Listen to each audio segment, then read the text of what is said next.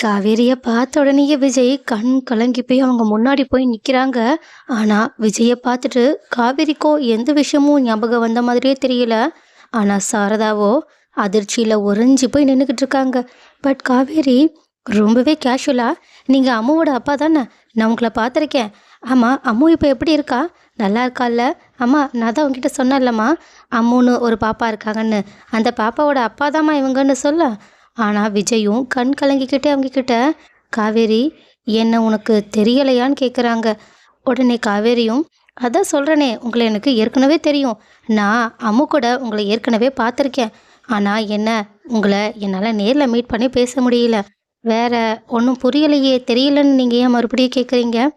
உடனே விஜயும் உண்மையை சொல்கிறதுக்காக போக, ஆனால் சாரதாவும், இங்கே பாருங்க, குழந்தையோட பேரண்ட்ஸ்னா எதுவாக இருந்தாலும் ஸ்கூலில் வச்சு பார்த்துக்கங்க. இப்படி வீடு வரைக்கும் வரீங்க, இதெல்லாம் சரி கிடையாது.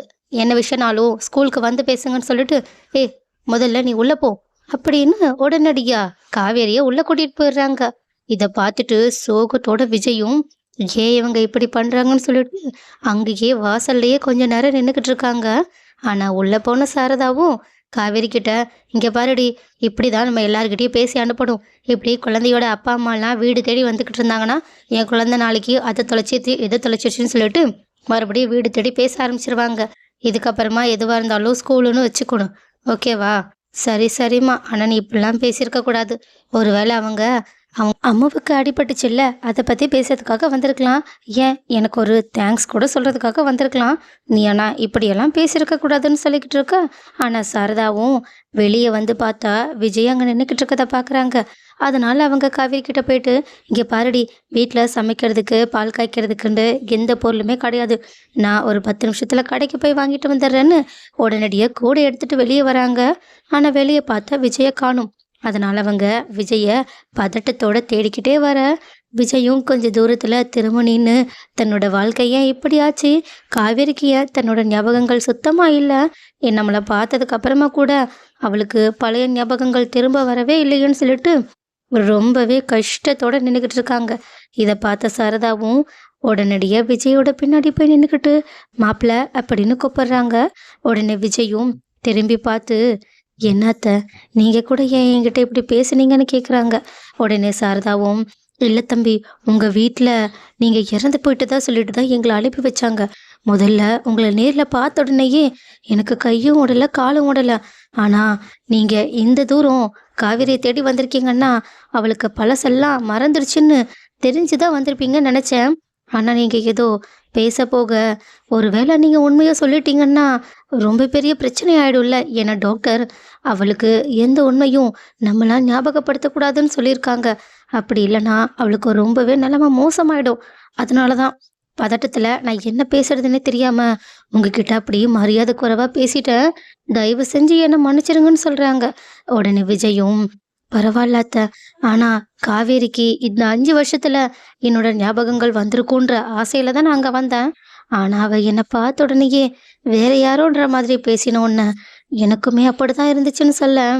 உடனே சாரதாவும், உங்க வீட்ல நீங்க இறந்து போயிட்டதா சொல்லிட்டு எங்களை அனுப்பி வச்சாங்க. ஆனா இப்போ நீங்க இப்படி வந்து நின்றுக்கிட்டு இருக்கதை பார்க்கும்போது எனக்கு ஒரு விதத்துல சந்தோஷமாவும் இருக்கு, ரொம்பவே ஷாக்காவும் இருக்குன்னு சொல்ல.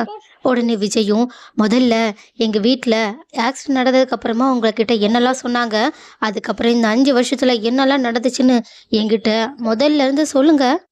உடனே சரதாவோ தன்னோட கண்ணீரை தொடச்சிக்கிட்டு, சொல்ற தம்பி அப்படின்னு சொல்லிட்டு அவங்கள ஒரு கோயிலுக்கு கூட்டிட்டு போயிட்டு ஆரம்பத்துல இருந்து அவங்க பாட்டி அவங்களோட குடும்பம் அவங்க கிட்ட என்னெல்லாம் சொல்லி அவங்கள வீட்டை விட்டு அனுப்புனாங்கன்ற எல்லா உண்மையுமே சொல்லிட்டு, உங்க குடும்பத்துல இருக்கவங்களுக்கு அப்படி எங்க மேல என்னதான் பகை, அவங்க எதுக்காக உங்களை இப்படி பிரிக்கணும் அப்படின்னு சொல்லிட்டு அழுதுகிட்டே இருக்க. உடனே விஜயும், என்கிட்ட இதை நாங்க உன்னோட நல்லதுக்காக தான் பண்ணணும்னு சொல்லி சொன்னாங்க. ஆனா இது எல்லாமே அவங்க அவங்களோட சுயநலத்துக்காக தான் பண்ணியிருக்காங்க. அது மட்டும் இல்லாம இந்த 5 வருஷத்துல காவேரி என்கிட்ட இல்லைன்னு நான் நினைக்கும் போதெல்லாம் எந்த அளவுக்கு கஷ்டப்பட்டிருக்கோம் தெரியுமா?